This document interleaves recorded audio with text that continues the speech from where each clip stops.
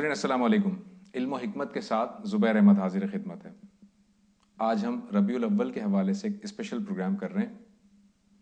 ہم جانتے ہیں کہ اللہ تعالیٰ نے نبی آخر الزماں صلی اللہ علیہ وسلم کے بارے میں فرمایا کہ ہم نے انہیں رحمت عالمین بنا کر بھیجا ہے، تمام عالموں کے لیے رحمت بنا کر بھیجا ہے۔ لیکن ساتھ ہی ساتھ ہم یہ بھی دیکھتے ہیں کہ آپ صلی اللہ علیہ وسلم کی سربراہی میں صحابہ نے جنگیں بھی لڑیں، کفار و مشرکین کو قتل بھی کیا، اور بعض لوگوں کے نام بھی ہمیں ریکارڈ پر ملتے ہیں کہ جن کے بارے میں کہا گیا کہ ان کو چاہے خانہ کعبہ کے غلاف کے ساتھ پاؤ تو انہیں قتل کر دو۔ یہ کیا پہلو ہے نبی صلی اللہ علیہ وسلم کی ذات کا؟ آج اس پر بھی گفتگو کریں گے۔ میرے ساتھ تشریف رکھتے ہیں جناب جاوید احمد غامدی صاحب۔ السلام علیکم جاوید صاحب۔ وعلیکم السلام۔ جاوید صاحب، ابتدا ہم یہاں سے کرتے ہیں کہ ایک طرف اللہ تعالیٰ آپ کو رحمت للعالمین بنا کر بھیج رہا ہے، اور دوسری جانب ہم دیکھتے ہیں کہ نبی صلی اللہ علیہ وسلم کی پوری حیات طیبہ میں جنگیں بھی ہوئیں، اور ایک طرح سے صحابہ کرام کے ہاتھوں سے ان کفار پر ایک عذاب کی کیفیت نازل کی، اللہ تعالیٰ نے عذاب نازل کیا۔ رحمت اور عذاب یہ دونوں یکجا کیسے ہو گئے؟ اللہ تعالیٰ اپنے بارے میں بھی یہی کہتے ہیں کہ وہ رحمان و رحیم ہے۔ قرآن مجید کی ہر سورہ کی ابتدا جس آیت سے ہوتی ہے وہ بسم اللہ الرحمن الرحیم ہے۔ اس میں اللہ تعالیٰ کی صفت رحمتی کو بیان کیا گیا ہے۔ اپنے آپ کو پوری کائنات کا پروردگار کہتے ہیں، اور یہ کہتے ہیں کہ میں یہاں پر بھی اگر لوگوں کو پیدا کر رہا ہوں تو رحمت کے ظہور کے لیے پیدا کر رہا ہوں۔ اور قیامت کے بارے میں بھی یہ کہتے ہیں کہ کتب اللہ لَيَجْمَعَنَّكُمْ إِلَىٰ يَوْمِ الْقِيَامَةِ کتب عَلَىٰ نَفْسِ الرَّحْمَةِ لَيَجْمَعَنَّكُمْ إِلَىٰ يَوْمِ الْقِيَامَةِ۔ اللہ نے اپنے اوپر رحمت لازم کر رکھی ہے، اس لیے وہ قیامت کے دن تم سب کو جمع کر کے رہے گا۔ تو اصل میں اللہ تعالیٰ کی جو صفت رحمت ہے اس کا ظہور کس طریقے سے ہوتا ہے؟ یعنی اللہ نے اس کائنات کو بنایا، ہمیں بے پناہ نعمتیں دیں، ہم پر ان کے انعامات اور احسانات کی کوئی حد نہیں ہے۔ یہ زندگی دی، زندگی کے لوازم دیے، زندگی گزارنے کے لیے یہ پوری کی پوری کائنات ہماری خدمت کے لیے پیدا کر دی۔ خود بیان کرتے ہیں کہ میں نے تمہارے لیے زمین کو مسخر کر دیا، آسمان کو مسخر کر دیا، چاند سورج ستاروں کو مسخر کر دیا۔ ہم ایک لمحے کے لیے بھی سانس نہیں لے سکتے اگر اللہ کی رحمت ہمارے شامل حال نہ ہو۔ یہ اس لیے ہے کہ بندے اس حقیقت کو پہچانیں۔ جب بندے اس حقیقت کو نہیں پہچانتے اور سرکشی اختیار کر لیتے ہیں تو پھر اس کا لازمی نتیجہ یہ ہے کہ خدا کے عدل کا بھی ظہور ہو۔ جب خدا کے عدل کا ظہور ہوتا ہے تو وہ بھی حقیقت میں رحمتی کا ایک پہلو ہے۔ یہی کہتے ہیں کہ وہ رحمان الرحیم ہے۔ یہ آپ کو معلوم ہے کہ قرآن مجید کی ہر سورہ بسم اللہ الرحمن الرحیم سے شروع ہوتی ہے، یعنی اللہ تعالیٰ سراسر رحمت ہے، ان کی شفقت ابدی ہے۔ بار بار وہ اسی بات کا اعلان کرتے ہیں۔ قرآن مجید میں انہوں نے یہ بتایا ہے کہ میں نے اس کائنات کو پیدا کیا ہے، میں اس کائنات کی پروردگاری کر رہا ہوں، میں رب العالمین ہوں۔ لیکن اس کے ساتھ ہی وہ یہ اعلان بھی کرتے ہیں کہ کتب علی نفسہ الرحمہ لَيَجْمَعَنَّكُمْ إِلَىٰ يَوْمِ الْقِيَامَةِ اللہ نے اپنے اوپر رحمت لازم کر رکھی ہے، اور اس رحمت کا یہ نتیجہ ہے کہ وہ تمہیں ایک دن قیامت میں جمع کرے گا اپنے سامنے۔ قیامت کس لیے برپا کی جائے گی؟ اسی لیے برپا کی جائے گی کہ وہاں لوگوں کو انصاف دیا جائے۔ انصاف خود رحمتی کا ظہور ہے۔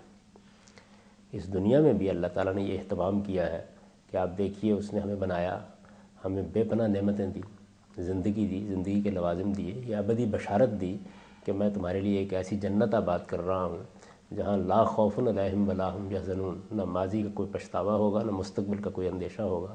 ایسی زندگی ہوگی جس کو تم عیش جاوداں کہہ سکتے ہو، جس میں تمہارے لیے وہ سب نعمتیں ہوں گی جن کا تم تصور کرتے ہو۔ ما تشتہی انفسکم، یہ تصویر کھینچی جنت کی۔ تو یہ ظاہر ہے کہ ان کی رحمتی کا ظہور ہے، لیکن اس رحمت کے ظہور کے لیے ناگزیر ہو گیا کہ دنیا میں انسانوں کو ایک امتحان سے گزارا جائے۔ جس امتحان میں گزارا جا رہا ہے اس میں اگر اللہ تعالیٰ اپنے لیے ان لوگوں کا انتخاب کر رہے ہیں جو اپنا تزکیہ کر لیں گے، اپنے آپ کو پاکیزہ بنا لیں گے، اللہ کی جنت کے اہل ہوں گے، اللہ کی رحمت کے صحیح سزاوار قرار پا جائیں گے، ایک جانب اگر وہ یہ کر رہے ہیں تو اس کا ناگزیر نتیجہ یہ بھی ہے کہ جو لوگ اس رحمت کو حاصل کرنے سے گریزاں ہو جاتے ہیں، اللہ کی آواز پر لبیک نہیں کہتے، ان کو سزا بھی دی جائے۔ تو انصاف کا ظہور یہ بجائے خود رحمتی کا ایک پہلو ہے۔ رسالت میں آپ صلی اللہ علیہ وسلم کی زندگی میں بھی یہی ہوا ہے، یعنی اللہ تعالیٰ ہی کی اس صفت کا ظہور ہوا ہے۔ در حقیقت جو کچھ آپ نے کیا وہ کیا ہے؟ آپ یہ دیکھیے کہ دنیا میں جتنے پیغمبر بھی آئے ہیں وہ اتمام نعمت کے لیے آئے ہیں یا اتمام حجت کے لیے آئے ہیں؟ یعنی اللہ کی بات واضح کر دی جائے۔ اللہ کی بات کیوں واضح کر دی جائے؟ تاکہ انسان اس حقیقت کو سمجھ سکے جس پر اس کی صلاح و فلاح کا انحصار ہے۔ مجھے اگر حقائق سے کوئی شخص آشنا کرتا ہے، مجھے یہ بتاتا ہے کہ تمہاری زندگی کو کیا حادثات پیش آنے والے ہیں، یہ بتاتا ہے کہ آگے کون سا مستقبل تمہارا انتظار کر رہا ہے، تو وہ میرے اوپر شفقت فرما رہا ہے۔ یہ میری بدقسمتی ہے کہ میں اس کی بات پر دھیان نہ دوں، جن چیزوں سے وہ خبردار کر رہا ہے ان کی طرف متوجہ نہ ہوں، پھر اس کا نتیجہ تو مجھے بھگتنا ہی ہوگا۔ تو جو عذاب دنیا میں آیا وہ بھی اصل میں اللہ تعالیٰ کی طرف سے آیا، اور جو قیامت میں آئے گا وہ بھی اللہ تعالیٰ کی طرف سے آئے گا، اور وہ اس کی رحمتی کا ایک پہلو ہے جس کا ظہور ہو جائے۔ ایک چھوٹا سا بریک لیتے ہیں، بریک کے بعد کنٹینیو کریں گے۔ ناظرین ایک مختصر سے بریک سے واپس آتے ہیں، گفتگو یہیں سے کنٹینیو کریں گے۔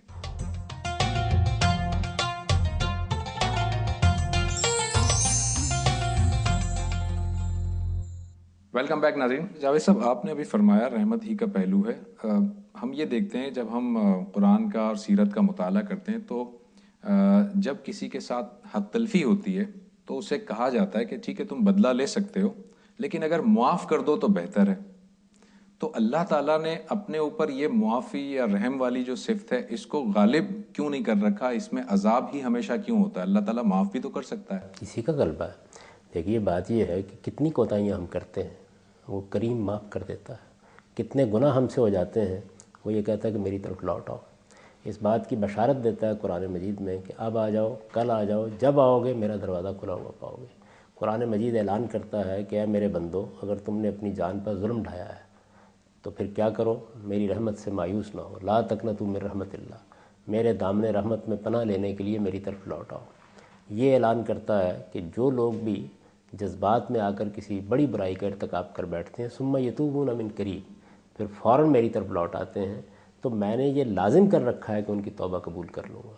تو یہ سب رحمتی کے پہلو ہیں۔ اگر ایسا نہ ہوتا تو جب ہم کوتاہی کرتے ہیں، جب ہم غلطی کرتے ہیں، جب ہم امتحان میں پورے نہیں اترتے، ہم سے بڑے ظلم کا ارتکاب ہو جاتا ہے، فوراً پکڑ ہو جاتی۔ لیکن وہ تو بار بار موقع دیتا ہے، بار بار دعوت دیتا ہے۔ انبیاء علیہم السلام بھی جب اپنی قوموں کی طرف آئے ہیں تو انہوں نے ان کو رحمت اور شفقت کے ساتھ حق کی طرف بلایا ہے، ان کے دروازوں پر دستک دی ہے، ان کی غلطیوں کو برداشت کیا ہے، انہوں نے اذیتیں دی ہیں، اس کے سامنے بھی وہ دست دعائی اٹھا کے کھڑے ہوئے ہیں۔ یہ سارے مراحل گزر جاتے ہیں جب یہ معلوم ہو جاتا ہے کہ اب یہ لوگ ظلم پر اترے ہوئے ہیں، یہ کسی درجے میں بھی صحیح بات کو قبول کرنے کے لیے تیار نہیں ہیں، ان پر بات واضح ہو گئی ہے، اس کے باوجود جہٹ درمی میں مبتلا ہیں، تب اللہ تعالیٰ کا قہر پھر نازل ہوتا ہے ان کے اوپر۔ اور یہ جو عذاب ہے یہ بھی اگر آپ غور کریں تو ایک جانب یہ ان لوگوں پر عذاب آ رہا ہوتا ہے، دوسری جانب جو نیکوکار ہیں جنہوں نے خدا کی رحمت کو آگے بڑھ کر اس کا استقبال کیا ہے، ان کے اوپر اس کی عنایت کا ظہور ہو رہا ہوتا ہے۔ عنایت کا ظہور ہو رہا ہوتا ہے۔ اچھا، یہ آپ نے ابھی تھوڑی دیر پہلے فرمایا تھا کہ جو انبیاء آتے ہیں وہ اتمام حجت کا مرحلہ ہوتا ہے، اور آپ نے یہ بھی کہا کہ جب واضح ہو جائے کہ اب یہ جو ہے کسی طرح سے فرما برداری کا رویہ اختیار نہیں کریں گے، تو یہ اتمام حجت کو ذرا واضح کیجیے گا، یہ کیا چیز ہے، اس کا کوئی قانون ہے؟ دیکھیے بات یہ ہے کہ قرآن مجید ہم کو یہ بتاتا ہے کہ جب اللہ تعالیٰ نے انسانوں کو پیدا کیا تو ان کے اندر یہ شعور ودیت کر دیا کہ میں تمہارا پروردگار ہوں۔ قرآن نے ایک پورا واقعہ بیان کیا ہے سورہ اعراف میں کہ جب تمام انسانیت پیدا کی گئی، یعنی ہماری شخصیت کے دو پہلو ہیں نا، ایک وہ پہلو ہے جس میں ہماری اصل شخصیت اللہ تعالیٰ کے ہاں وجود پذیر ہوئی، دوسرے یہ کہ اس شخصیت کو یہ قالب دیا گیا۔ تو قالب دینے کا عمل تو صدیوں میں ہو رہا ہے، یعنی بچے پیدا ہو رہے ہیں اور یہ قالب انہیں دیا جا رہا ہے، پھر وہ لڑکپن کے مراحل سے، بچپن کے مراحل سے، جوانی کے مراحل سے گزر کر دنیا سے رخصت ہو جاتے ہیں۔ تو یہ جو عمل اب ہو رہا ہے یہ تو تدریج کے ساتھ ہو رہا ہے، لیکن جب انسانوں کو پیدا کیا گیا تو بیک وقت پیدا کیا گیا، یعنی انسان کی اصل شخصیت۔ تو قرآن یہ کہتا ہے کہ اس موقع پر ان سے ہم نے عہد لیا تھا اور اپنا تعارف انہیں کرا دیا تھا، اور سب نے اس بات کا اقرار کیا تھا کہ اس کائنات کا پروردگار ہی ہمارا بھی پروردگار ہے۔ یہ عہد ہے جو ہمارے اندر موجود ہے۔ لیکن ہمیں یاد تو نہیں ہے نا جاوید صاحب، ہم بھول چکے ہیں نا عہد، ہمیں اس کی ریئلٹی تو نہیں پتا۔ اب قرآن کہہ رہا ہے کہ ہم نے عہد لیا تھا، اس کو میں کس طرح سے اس کو ایگری کروں کہ ہاں ایسا ہوا تھا میرے ساتھ؟ مجھے تو یاد نہیں ہے۔ یہ عہد اگر آپ کو یاد ہوتا تو پھر تو امتحان ختم ہو جاتا۔ یہ عہد آپ کے اندر موجود ہے، اس کے مختلف مظاہر آپ کے سامنے آتے ہیں، اور یہ معلوم ہوتا ہے کہ جیسے ایک پیاسے کو پیاس لگی ہوئی تھی، پانی پیش کر دیا گیا ہے تو اس کی پیاس بجھ گئی ہے۔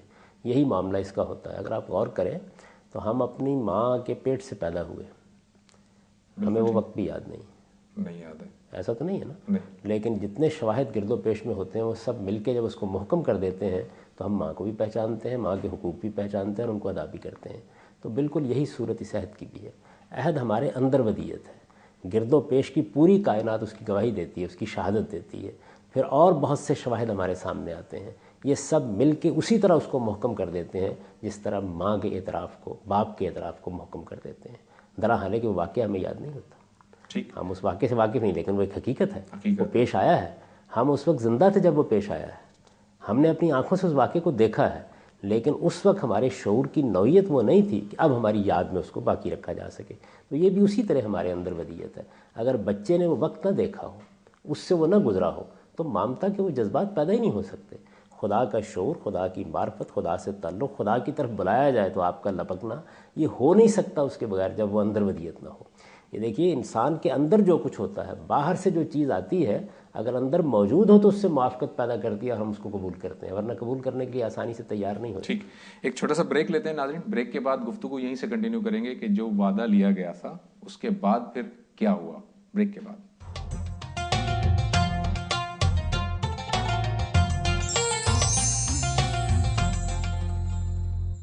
ویلکم بیک ناظرین۔ جی جاوید صاحب، آپ نے فرمایا کہ جب انسان کی شخصیت کو پیدا کیا گیا تھا تو اس سے وعدہ لیا گیا تھا۔ میں نے عرض کیا کہ خدا کا شعور ودیت کر دیا گیا، لیکن ظاہر ہے کہ یہ ایک اجمالی شعور تھا، یعنی ماں کو بھی پہچانتا ہے بچہ، ہم جانتے ہیں کہ وہ پہچانتا ہے، لیکن یہ کہ ماں کیا ہے، ماں کے حقوق کیا ہیں، کیا معاملہ اس کے ساتھ کرنا ہے، یہ ساری چیزیں وہ ہیں جو بعد میں اس کے علم میں آتی ہیں، اور جو کچھ اس کے اندر ودیت ہے اس کے ساتھ موافقت پیدا کرتی چلی جاتی ہیں۔ اس سے ایک ہم آہنگی وجود پذیر ہوتی ہے، اور ماں کے حقوق، باپ کے حقوق، بچوں کے حقوق، یہ ساری چیزیں یوں سمجھ لیجئے کہ ایک غیر تحریری معاہدے کی شکل اختیار کر لیتی ہیں۔ تو یہی معاملہ یہاں بھی ہے۔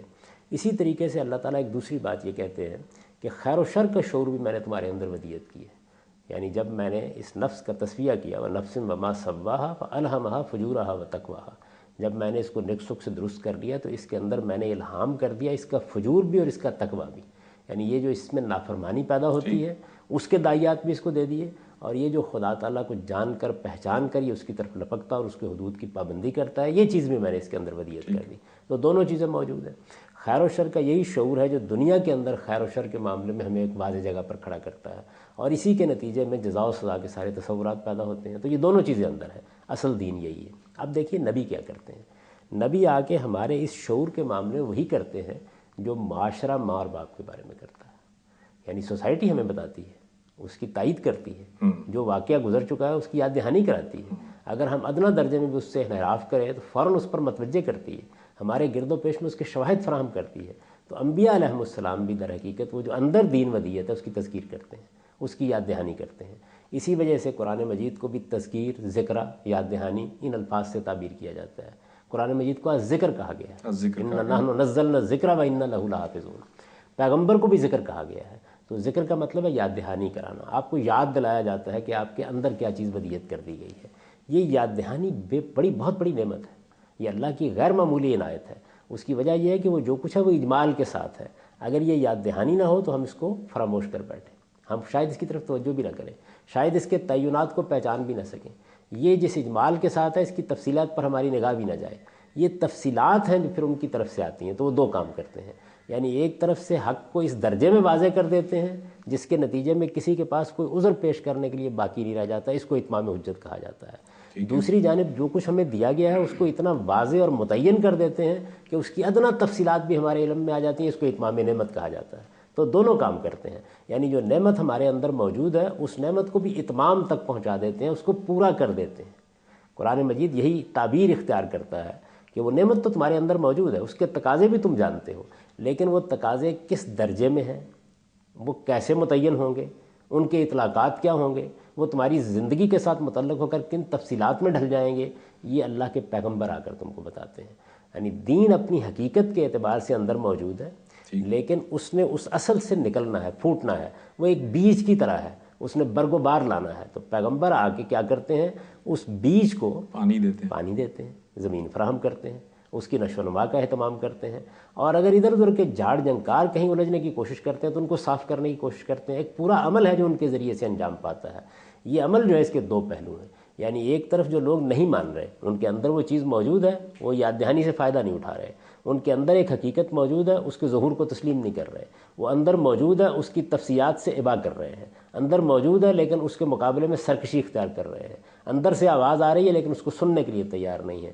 تو پیغمبر کیا کر رہے ہیں؟ وہ حجت پوری کر رہے ہیں، یعنی دلائل سے، شواہد سے بات کو اتنا واضح کر دیتے ہیں کہ کسی کے پاس کوئی بات کہنے کے لیے باقی نہیں رہ جاتی، اور جو سننے کے لیے تیار ہوتے ہیں ان کو وہ تقاضے بتانا شروع کر دیتے ہیں، ان کی تفصیلات سے آگاہ کرنا شروع کر دیتے ہیں، تو اتمام نعمت ہونا شروع ہو جاتا ہے۔ آپ پانے کے لیے تیار ہیں تو وہ نعمت کو آخری جگہ تک پہنچا دیں گے، آپ سننے کے لیے تیار نہیں ہیں تو وہ حجت کو آخری جگہ پہ اتمام کر دیں گے۔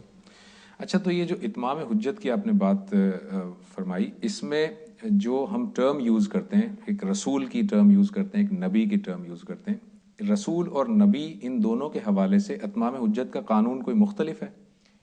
نبی بھی حجت تمام کرنے کے لیے آتا ہے اور نعمت تمام کرنے کے لیے آتا ہے، رسول بھی اسی مقصد سے آتا ہے۔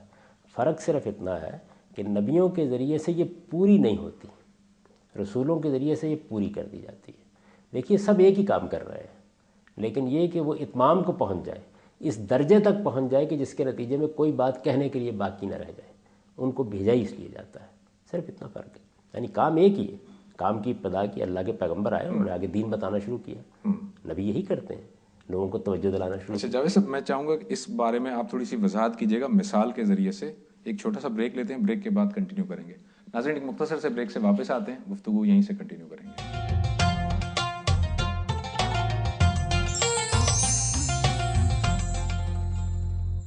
ویلکم بیک ناظرین۔ جاوید صاحب، بریک سے پہلے میں آپ سے پوچھ رہا تھا کہ یہ پیغمبر جو آتے ہیں، رسول اور نبی، ان کے اتمام حجت کے قانون میں کیا فرق ہے؟ یعنی دیکھیے حجت پوری کرنی، حجت پوری دونوں کرنے کا پوری کیا کرتے مطلب ہیں ہے؟ حجت پوری کرنے کا مطلب کیا ہے؟ یعنی آپ کو دلائل دینے ہیں، شواہد پیش کرنے ہیں تاکہ کوئی عذر باقی نہ رہے، یہ جد و جہد شروع ہو جاتی ہے۔ رسولوں کے ذریعے سے یہ پوری ہو جاتی ہے۔ انبیاء علیہم السلام یہ کام کرتے رہتے ہیں۔ بالکل اسی طرح سمجھیے کہ جس طرح اب علماء ہیں، وہ دعوت پہنچاتے ہیں، دین بتاتے ہیں، مقصد کیا ہے؟ مقصد یہی ہے کہ خدا کی حجت واضح کر دی جائے، لیکن اتمام نہیں ہوتا۔ اتمام ہونے کا مطلب یہ ہے کہ کوئی عذر باقی نہیں رہ گیا، یعنی آخری درجے میں حق واضح ہو گیا، اب کسی کے پاس کہنے کے لیے کچھ نہیں ہے۔ ٹھیک ہے، تو اتمام کا لفظ اسی لیے استعمال کیا جاتا ہے، یعنی ہر ایک کا ہدف یہی ہے، انبیاء علیہم السلام کا بھی، رسولوں کا بھی، اور صالح علماء کا بھی، سب یہی کام کر رہے ہیں۔ ٹھیک ہے، یہ جو کچھ دلائل دیے جاتے ہیں، دین واضح کیا جاتا ہے، ہمارے علماء خطبات دیتے ہیں، کتابیں لکھتے ہیں، بات کرتے ہیں، قرآن مجید پہنچاتے ہیں، کیا چیز ہے یہ کہی جا رہی ہے؟ حق کو واضح کرنا، یہ اصل میں حق کو واضح کرنے کا عمل ہے جو سب کر رہے ہیں، لیکن حق اس درجے میں واضح ہو جائے کہ جس کے بعد کوئی عذر باقی نہ رہے اور اللہ عذاب کا فیصلہ کر دے۔ آپ یہ دیکھیے نا کہ مقدمہ قائم ہوتا ہے، آپ یہ دیکھتے ہیں کہ فلاں آدمی نے کسی جرم کا ارتکاب کیا ہے، تو الزام لگ جاتا ہے، اب آپ الزام کو ثابت کرنے کا عمل کرتے ہیں، اس کے بعد وہ ملزم مجرم بنتا ہے۔ بالکل ٹھیک ہے، تو مجرم بننے تک کا عمل آخری درجے میں ہو جائے، اس کے بعد عدالت فیصلہ سناتی ہے۔ بالکل صحیح، یعنی اس سے پہلے بھی سب کچھ وہی ہو رہا ہوتا ہے، وکلاء گفتگو کر رہے ہیں تو اسی لیے کر رہے ہیں، دلائل دیے جا رہے ہیں تو اسی لیے دیے جا رہے ہیں، پولیس اپنی رپورٹ پیش کر رہی تو اسی لیے کر رہی ہے، شواہد سامنے آ رہے ہیں تو اسی لیے آ رہے ہیں، لیکن ایک لمبا عمل گزرتا ہے یہاں تک کہ عدالت یہ سمجھ لیتی ہے کہ اب بالکل واضح ہو گیا، اس کو کہا جاتا ہے نا قانون کی زبان کے بیانڈ ڈاؤٹ، اب کوئی ادنا شک بھی باقی نہیں رہا، واضح ہو گیا ہے کہ یہ مجرم ہے۔ جب اس درجے میں بات واضح ہو جاتی ہے تو اس کہتے ہیں حجت تمام ہو گئی، حجت پوری ہو گئی۔ وہ یوں سمجھ لیجئے کہ اتمام حجت کرنے ہی کا کام کیا جا رہا تھا، اسی کا اہتمام کیا گیا تھا، لیکن وہ پوری کب ہوتی ہے؟ اس کا کوئی مرحلہ ہوگا نا، وہ رسولوں کے ذریعے سے آخری درجے میں جب پوری ہو جاتی ہے تو پھر اللہ تعالیٰ اپنا فیصلہ سنا دیتے ہیں۔ وہ فیصلہ پھر عذاب کی صورت میں ہوتا ہے؟ صورتوں میں ہوتا ہے۔ دیکھیے اس کے عذاب کا پہلو کیوں نمایاں کیا جائے؟ قرآن مجید بیان کرتا ہے اس کو، وہ یہ کہتا ہے کہ اللہ تعالیٰ کا یہ قانون رہا ایک لمبے عرصے تک کہ اس نے ہر قوم کی طرف رسول بھیجے، یعنی دنیا میں جب دنیا کی ابتدا ہوئی تو مختلف اقوام میں وجود میں آئیں، تو اللہ تعالیٰ نے ہر قوم کی طرف رسول بھیجے۔ ٹھیک، وَلِكُلِّ أُمَّةٍ رَسُولٌ وَلِكُلِّ قَوْمٍ رَسُولٌ وَلِكُلِّ قَوْمٍ هَادٍ، یعنی ہر قوم کی طرف آئے۔ لیکن پھر قرآن مجید یہ بیان کرتا ہے فَإِذَا جَاءَ رَسُولُهُمْ قُضِيَ بَيْنَهُمْ بِالْقِسْطِ، پھر جب ان کا رسول آ جاتا ہے تو انصاف کے ساتھ فیصلہ سنایا جاتا ہے، وَهُمْ لَا يُظْلَمُونَ، اور کسی پر کوئی ظلم نہیں کیا جاتا۔ وہ جو فیصلہ سنایا جاتا ہے اس کے دونوں پہلو ہوتے ہیں، ماننے والوں کے لیے وہ سرفرازی کا فیصلہ ہوتا ہے، رحمت کا فیصلہ ہوتا ہے، عنایت کا فیصلہ ہوتا ہے، انہیں زمین کی بادشاہی دے دی جاتی ہے۔ ماننے والوں کے لیے یوں سمجھیے کہ وہ دنیا میں ایک نوعیت کی جنت کا فیصلہ ہوتا ہے، اور دوسری جانب جو منکرین ہیں ان کے لیے سزا کا فیصلہ ہوتا ہے۔ اب یہ لوگوں کا انتخاب ہے کہ خدا تو رحمت دینے کے لیے آیا تھا، لوگ کس کو اڈاپٹ لوگ کس کو اختیار کرتے ہیں. لیکن انبیاء کے معاملے میں ہم دیکھتے ہیں کہ انبیاء کو تو ان کی قوموں نے نہ صرف یہ کہ جھٹلایا بلکہ قتل بھی کیا. انبیاء کے معاملے میں اللہ تعالیٰ نے اپنا وہ فیصلہ کیوں نہیں سنایا اس طرح سے؟ اگر ہر ایک کے ساتھ یہی معاملہ کیا جاتا تو آپ اندازہ نہیں کر سکتے کہ دنیا میں یہ واقعات کتنی بڑی تعداد میں ہوتے. یعنی قوموں کے سرے پر رسول بھیجے گئے اور ان کے ذریعے سے یہ کام انجام دیا گیا. انبیاء پھر اس کی تذکیر اور یاد دہانی کا کام کرتے رہے. یعنی یوں سمجھ لیجئے کہ ایک لمبا عمل ہوتا ہے جس میں لوگوں کو بار بار یاد دلایا جاتا ہے. اس کو ہم بنی اسرائیل کی تاریخ سے سمجھ سکتے ہیں. سیدنا موسیٰ علیہ السلام کے بعد ان کے ہاں کوئی رسول نہیں آیا, نبی آئے. ان نبیوں نے آ کے کیا کیا؟ وہ بار بار یاد دہانی کرتے رہے, توجہ دلاتے رہے, ان کے سامنے تورات کی وضاحت کرتے رہے, انہیں بتاتے رہے کہ خدا کے ساتھ تمہارا عہد کیا ہے. تو یہ اتمام حجتی کا عمل ہے جو تدریج کے ساتھ ہوتا چلا آ رہا ہے, یہاں تک کہ حضرت مسیح کی بعثت ہو گئی. اور پھر ان کے ذریعے سے اس طرح کے شواہد سامنے لائے گئے کہ آخری درجے میں بات واضح ہو گئی. تو یوں سمجھ لیجئے کہ انبیاء اسی کو سپورٹ کر رہے ہوتے ہیں. انبیاء یعنی کہ اتمام حجت کے آخری مرحلے تک پہنچ جاتے ہیں لیکن اللہ کا فیصلہ نہیں آتا اس طرح سے. اتمام حجت کے آخری مرحلے کے قریب ہوتے ہیں بعض اوقات, قریب ہوتے ہیں بعض اوقات, لیکن یہ کہ وہ چیز کے جس کے بعد اللہ تعالیٰ اپنا فیصلہ سنا دے اس کو تو بیانڈ ڈاؤٹ ہونا چاہیے نا. یعنی اس میں کسی کے پاس پھر کہنے کے لیے کچھ باقی نہ رہے. تو اللہ تعالیٰ نے یہ انبیاء کو بھیج کر پھر رسولوں کے ذریعے سے اتمام کرنے کا جو عمل کیا ہے یہ بھی اصل میں اللہ تعالیٰ کی رحمت ہے اور عنایت ہے. یعنی وہ اپنے پیغمبروں کو تکلیفوں سے گزرنے دیتا ہے. لوگ ان کے خلاف اقدام کرتے ہیں, مان لیتا ہے. اس سارے مرحلے سے گزرنے کے بعد پھر جب یہ معلوم ہو جاتا ہے کہ یہ قوم سنبھلنے کے لیے تیار نہیں ہے تب رسول کی بعثت ہوتی ہے. اور جب رسول کی بعثت ہوتی ہے تو معاملہ ختم کر دیا جاتا ہے. ایک چھوٹا سا بریک لیتے ہیں ناظرین. بریک کے بعد ہم یہ پوچھیں گے کہ سیدنا مسیح علیہ السلام اور نبی صلی اللہ علیہ وسلم کے ساتھ جب ہم دیکھتے ہیں تو اللہ تعالیٰ کا اس طرح سے وہ عذاب نہیں آیا جیسے قوم شعیب پر آیا, قوم لوط پر, قوم نوح پر. اس کی کیا وجہ ہے؟ بریک کے بعد.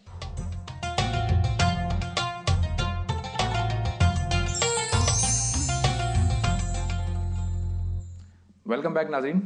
جاوید صاحب, سب سے پہلے اب ہم یہ دیکھتے ہیں آخری جو دو رسول ہیں حضرت عیسیٰ علیہ السلام اور نبی صلی اللہ علیہ وسلم, یہ دونوں بھی رسول ہیں.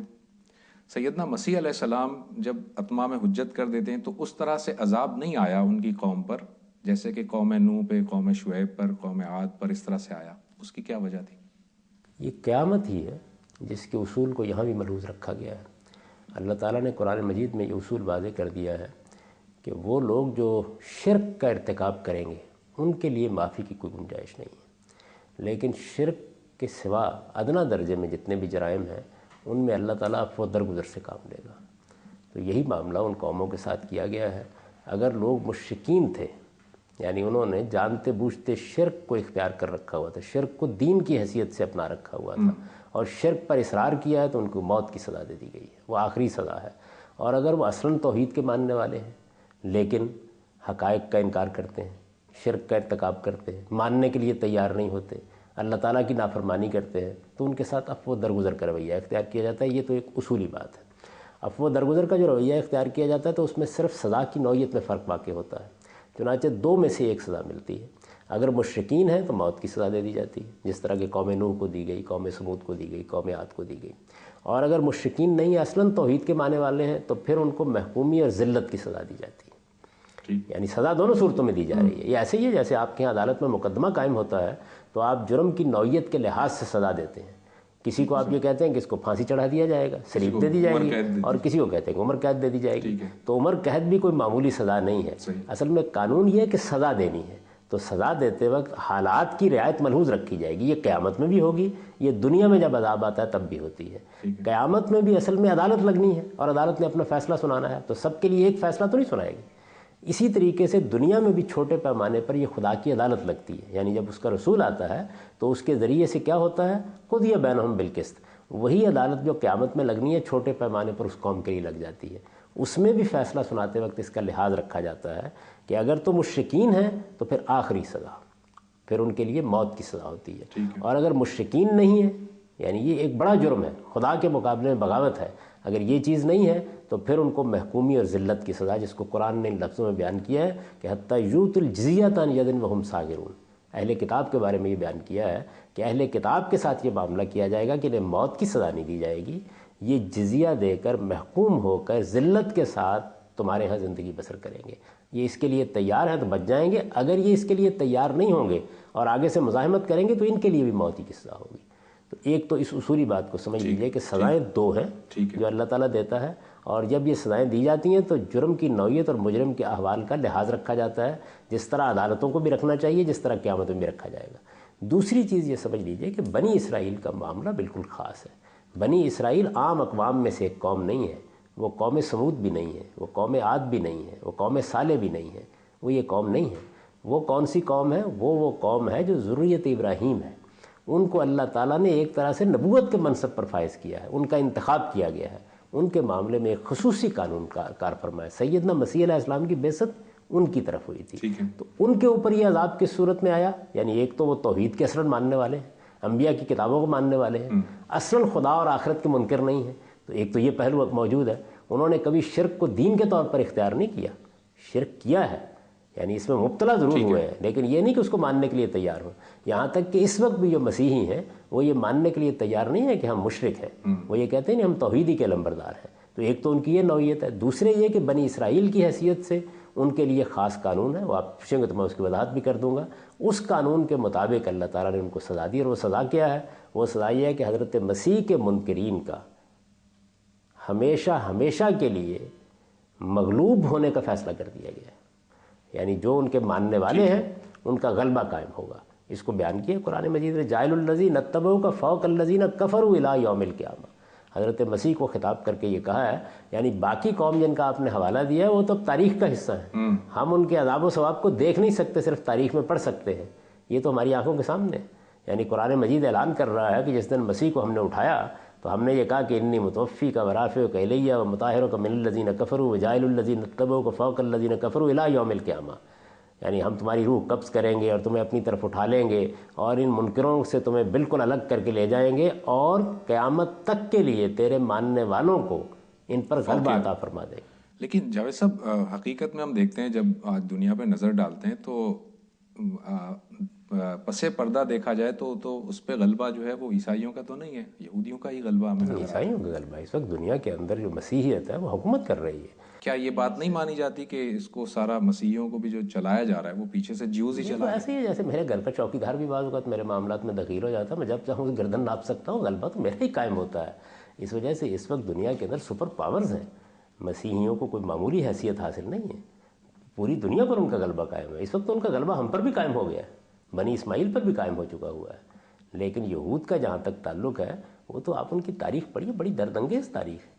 یعنی اللہ تعالیٰ اس قوم کو باقی رکھ رہا ہے، اس وجہ سے تھوڑی بہت مہلت دیتا ہے۔ ابھی آپ کو یاد نہیں، ابھی تو 50-100 سال بھی نہیں ہوئے جس میں وہ بڑی تعذیب سے گزرے اور پے در پے گزرتے ہیں، اور قرآن مجید نے جو تصویر کھینچی ہے کہ وقتاً فوقتاً میں ایسے لوگوں کو تم پر مسلط کر دیتا ہوں کہ یصومونکم سوء العذاب۔ جاوید صاحب، پہلے مختصراً آپ یہ فرمائیے گا کہ وہ جو بنی اسرائیل کا قانون آپ نے بتایا وہ کیا ہے؟ بنی اسرائیل کے لیے خاص قانون، اس کو مختصر سا بتا دیجئے، پھر اس کے بعد نبی صلی اللہ علیہ وسلم کے بعد۔ یعنی اللہ تعالیٰ نے نبوت کو 2 مرحلوں میں تقسیم کیا۔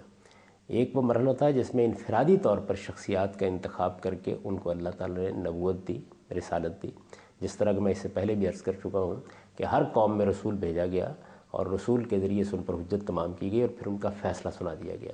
وہ تاریخ کے ایسے حقائق تھے جو انسانوں کے لیے ایک یاد دہانی بن گئے۔ اس کے بعد اللہ تعالیٰ نے حضرت ابراہیم کی پوری ذریت کو اس منصب کے لیے منتخب کر لیا، یعنی ایک پوری کی پوری قوم منتخب کر لی گئی۔ فلسطین کا علاقہ منتخب کر کے اس کو خالی کرا لیا گیا، ان سے کہا گیا کہ وہ یہاں آباد ہوں گے، اللہ کا معبد بنائیں گے، پوری دنیا کے مرکز میں آباد ہو کر پوری دنیا پر اللہ کی حجت پوری کریں گے۔ یوں سمجھ لیجئے کہ اب یہ ایک خصوصی اہتمام کیا گیا جس میں ایک مشن ان کے سپرد کر دیا گیا۔ اسی چیز کو قرآن بیان کرتا ہے کہ میں نے دنیا والوں پر تمہیں ترجیح دی، فضلتکم علی العالمین، یہ بیان کرتا ہے لقد اخترناہم علی علم علی العالمین۔ تو یہ جتنی چیزیں بھی ہیں وہ یہ بتاتی ہے کہ بنی اسرائیل کو کیا منصب دیا گیا ہے، بڑا غیر معمولی منصب ہے۔ وہ منصب ہے جس کے تقاضے سے پھر ان کے لیے کچھ خصوصی قوانین بھی ہیں۔ ان قوانین کا ایک پہلو یہ بھی ہے کہ ان کو بہرحال قیامت تک کے لیے دنیا کے سامنے نمونہ بن کے رہنا ہے، اللہ کی جزا و سزا کا۔ اس وقت بھی وہ بنے ہوئے ہیں اور قیامت تک بنے رہیں گے۔ ان کو اسی منصب پر فائز کیا گیا تھا کہ وہ دنیا پر خدا کی حجت پوری کریں۔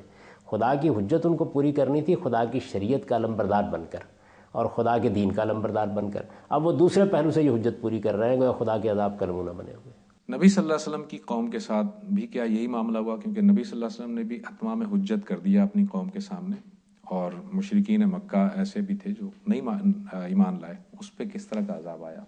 رسول اللہ صلی اللہ علیہ وسلم کے معاملے میں جو چیز ہوئی وہ یہ تھی کہ آپ پر ایک معتد تعداد ایمان لے آئی. یعنی ایسا نہیں ہوا کہ سب نے انکار کر دیا. آپ اگر قرآن مجید کو پڑھیں تو سیدنا نوح علیہ السلام کے ساتھ یہ معاملہ ایک کشتی میں سوار ہونے کے لوگ ہیں جو ساتھ آ سکیں. حضرت صالح علیہ السلام، حضرت ہود علیہ السلام کے ساتھ چند لوگ یعنی جن کو وہ ساتھ لے کے نکل گئے. لوط علیہ السلام کا معاملہ تو یہ کہ بیوی بھی ساتھ جانے کے قابل نہیں ہے. یعنی یہ صورت عام طور پر ہوئی. لیکن رسول اللہ صلی اللہ علیہ وسلم کے معاملے میں یہ ہوا ہے کہ ایک معتد تعداد ایمان لے آئی. پھر ایک دوسرا واقعہ ہو گیا، وہ یہ کہ رسول اللہ صلی اللہ علیہ وسلم نے اپنے آپ کو مختلف قبائل کے سامنے پیش کیا کہ کوئی ایسا شخص ہے یا کوئی ایسا گروہ ہے جہاں میں منتقل ہو سکوں ہجرت کر کے اور وہاں میں اپنی دعوت کا مرکز بنا سکوں. یثرب اس کے لیے تیار ہو گیا. وہاں کے رؤسائے قبائل نے آپ کو دعوت دی اور جب دعوت دی اور آپ وہاں گئے تو آپ کو وہاں کا اقتدار حاصل ہو گیا. تو ایک باقاعدہ حکومت بھی قائم ہو گئی. اب جب یہ سارا معاملہ ہو گیا تو اللہ تعالیٰ نے یہ فرمایا کہ اب یہ عذاب تمہارے ہاتھوں سے آئے گا. یعنی دعوت دو، پیغام پہنچاؤ. اگر یہ مان لیں گے تو بہت اچھی بات ہے، اگر نہیں مانیں گے تو پھر تمہارے ہاتھوں سے یعذبہم اللہ بایدیکم، تمہارے ہاتھوں سے ان کو عذاب دیا جائے گا. یعنی اب فرشتے نہیں آئیں گے آسمان سے، وہ تمہاری مدد کریں گے لیکن عذاب اب تمہارے ہاتھوں سے نازل کیا جائے گا. چنانچہ یہی وجہ ہے کہ پھر سورہ توبہ نازل ہوئی.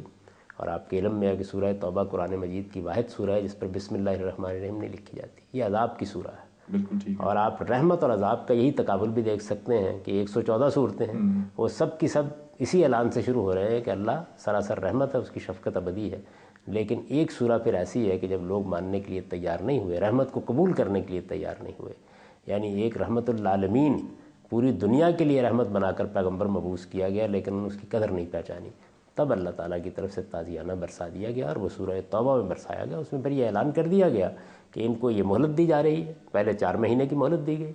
اس کے بعد یہ بتایا گیا کہ چونکہ اس وقت ذرائع ابلاغ اس طرح کے نہیں تھے، حج اکبر کے موقع پر اعلان کیا جائے، سارے عرب کے لیے اعلان کر دیا جائے. وہی ایک موقع تھا جس میں سب لوگ اکٹھے ہوتے تھے، ہر جگہ سے آئے ہوئے ہوتے تھے. پھر یہ بتایا گیا کہ جب حج اکبر کے موقع پر اعلان کیا جائے گا تو اس وقت کبھی حرام مہینے باقی ہوں گے. 50 دن تو باقی ہوتے ہیں نا، 20 ذوالحج کے اور 29 30 محرم کے. تو جب یہ 50 دن گزر جائیں تو اس کے بعد پھر قتل عام کا اعلان کر دیا جائے. تو یہ وہ عذاب ہے جو رسول اللہ صلی اللہ علیہ وسلم کی قوم پر آیا اور اس میں بتا دیا قرآن مجید نے کہ یہ شرائط رکھ دی گئیں. فَإِن تَابُوا وَأَقَامُوا الصَّلَاةَ وَآتَوُا الزَّكَاةَ فَخَلُّوا سَبِيلَهُمْ. اگر یہ توبہ کرتے ہیں یعنی اللہ کے پیغمبر کی دعوت کو قبول کر لیتے ہیں، اگر یہ نماز کا اہتمام کرنے کے لیے تیار ہو جاتے ہیں، زکوٰۃ دینے کے لیے تیار ہو جاتے ہیں، فَإِخْوَانُكُمْ فِي الدِّينِ، پھر تمہارے بھائی ہیں، ان کو وہی حقوق حاصل ہو جائیں گے. اگر ایسا نہیں ہوتا تو پھر یہ قتل کر دیا جائے. Thank you very much Javed صاحب، بہت بہت شکریہ. ہمارے پاس اور بہت سارے اس کے سوالات موجود تھے لیکن وقت کی کمی ہے. ناظرین، اگلے پروگرام تک کے لیے زبیر احمد کو اجازت. اللہ حافظ.